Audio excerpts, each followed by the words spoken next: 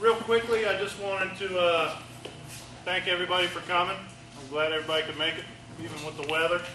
We're getting started a little bit late, but we had some parking issues out there, so glad everybody was able to get in here. Real quick, I just wanted to introduce myself. I'm Andy Pickett with charlestonfishing.com. I know a lot of y'all, we talk on the internet and stuff, and you don't get to put faces with names. That's my brother Tim in the back there. And then my other brother Vasco, who's our webmaster, back directly in the back there. So that's who we are. And I just wanted to thank the Hankels for a couple things. Number one, they've been a sponsor of the site basically since it started. And for those of you that enjoy the free website, they're part of the reason it's free. So, and they've also done a lot of work to get these accommodations opened up for us, provide us a nice, dry, comfortable place to have a seminar. And we thank them for that as well. I want to thank Robert Olson for coming tonight. Robert has been king fishing here for I don't know how long, but long time. He's done a lot of tournament fishing, as well as he runs a charter business called Not at Work Charters, appropriately named, I would say. But he's had his share of success doing king mackerel fishing, and that's why I asked him to come. His fishing team won the 23 and under national competition this year down in Biloxi, and I'm hoping that he can teach us a thing or two tonight. So I'm going to turn this over to Robert and let him go. There are printouts some of you got of his presentation. I didn't make that many because I didn't know how many people would want them, but we are going to have a PDF file on our site where you can go and print it up if you would like a copy of it. It will be available. The video will also be downloaded to the site, and we'll also have that burned in a DVD form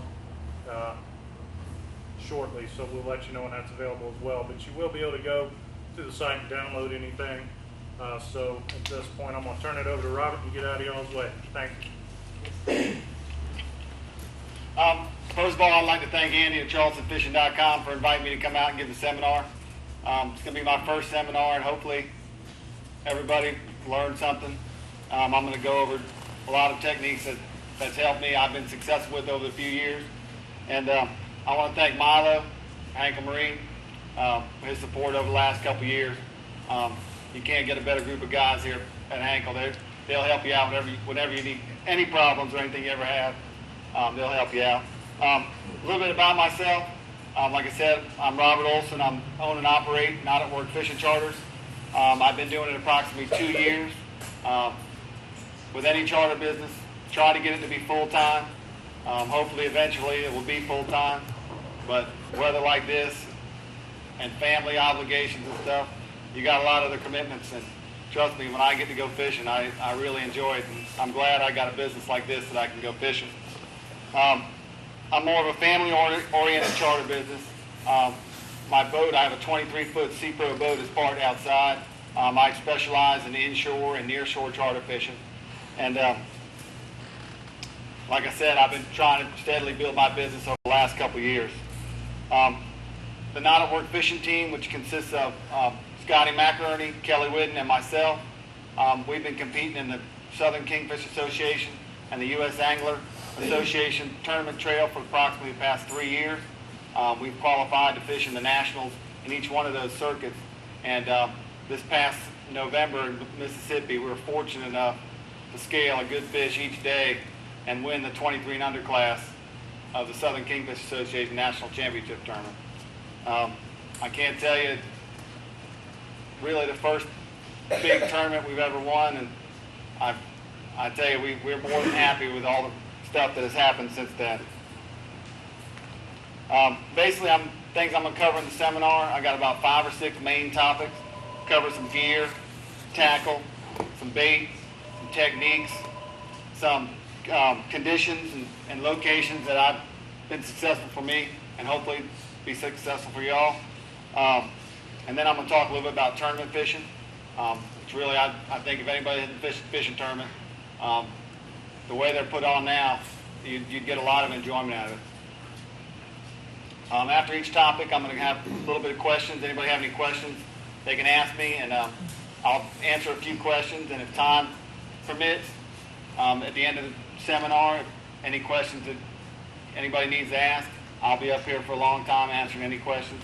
So feel free to come up to me after the seminar. I got some cards. You can give me a call, email me. Any kind of questions I can help you. I'll be more than happy to give you any kind of answers I can. Hopefully they'll be right. So some of the things I'm talking about is first thing is gear.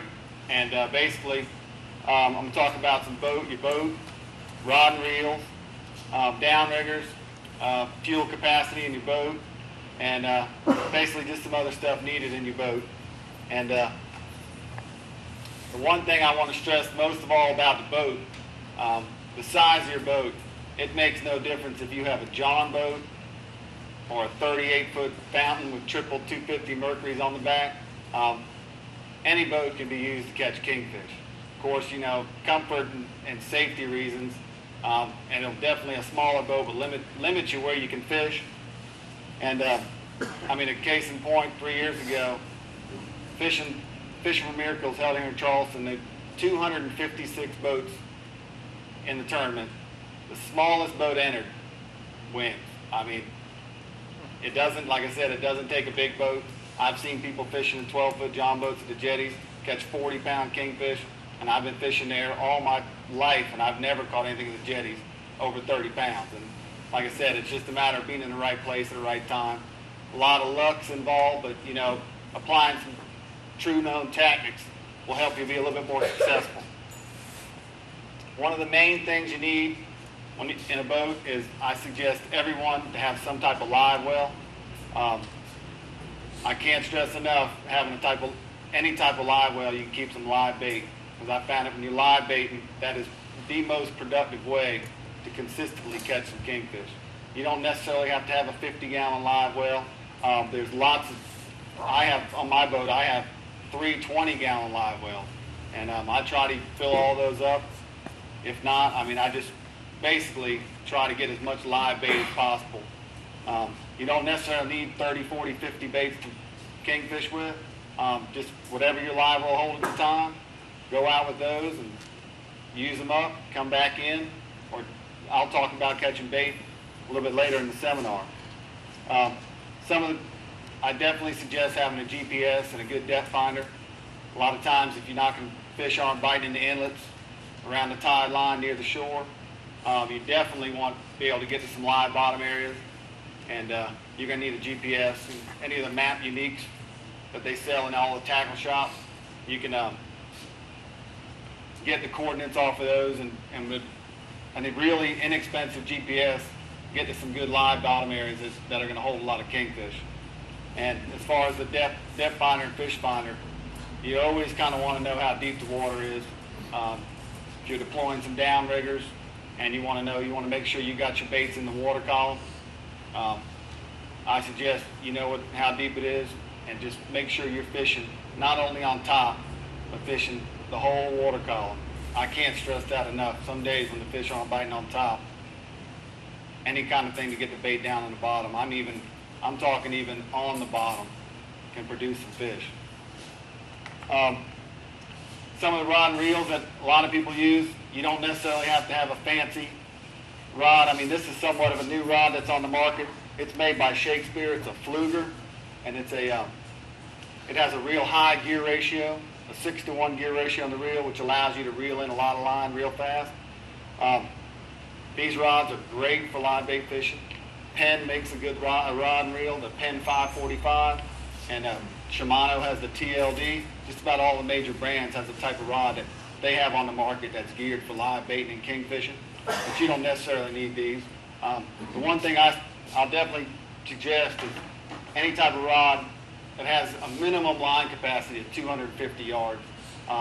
You can catch kingfish on a Penn level 209, a spinning rod that holds 300 yards, a 10-pound test. I stress, you can't stress enough, that amount of line is what you need, because kingfish are type of fish that when they take a bait, they immediately want to leave and go to the next grid coordinate out of that area for some reason. and they want to get away from your boat as fast as they can. And if you're not having a lot of line on your rod, in your reel, it's going to be a sad story when you're watching it. I've had it happen to me, just messing around with small inshore rods while I'm kingfishing, and I put a bait behind the boat and had a fish hit it. It wasn't a very big fish, and I've just watched the line just run off the reel like that. Just nothing you can do to stop it and tighten down. It's going to pop anyway, but it was nice to watch the line just fly off the reel and just go on out into the ocean. This type of line I use on these rods, I prefer a lighter line, anywhere from 17 to 30 pound test. And I can tell you, some people say the line doesn't make a difference. I'm going to tell you, in my experience, that the lighter the line, the better. It has less drag in the water, less visibility. And the lighter line, it just makes it a lot more capable to get a lot more line on the reel. I mean, I prefer a rod like this one right here that'll hold 400, 500 yards of line. I've had kingfish take probably 200, 300 yards of line at one time while we're trying to clear all the other lines and try to hurry up and maybe go chase that fish down.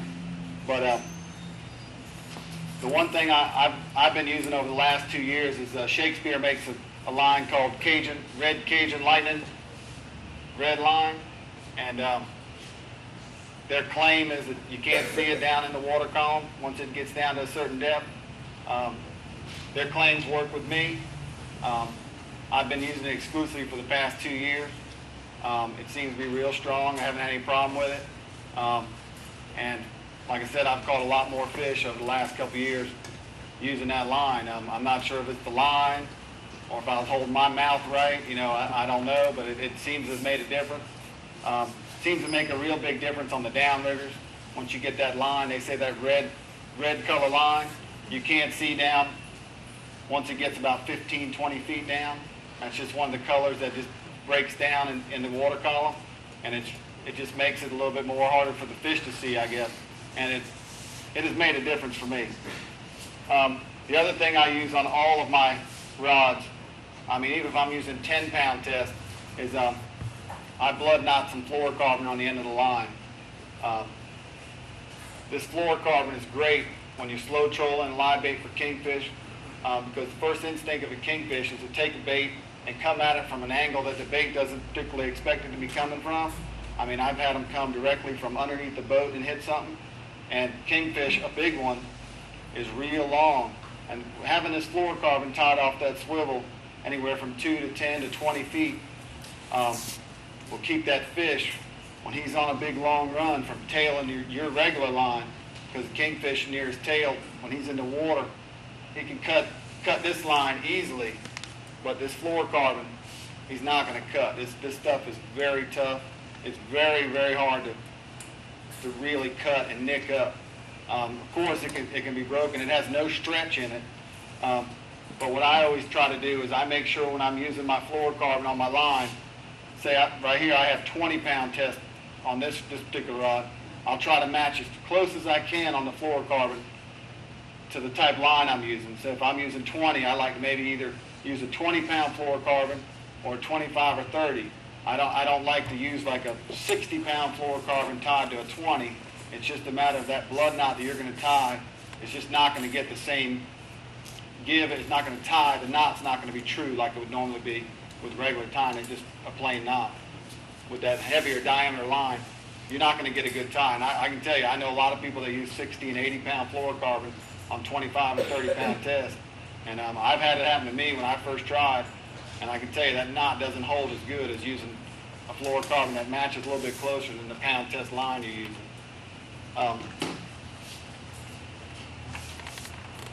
Another thing on your boat you need is I definitely suggest getting a downrigger. My boat has 2. I have a friend of mine's boat that has 4. He has believes that everything is caught on the downrigger, and he's caught a lot of fish. I think it just makes a difference on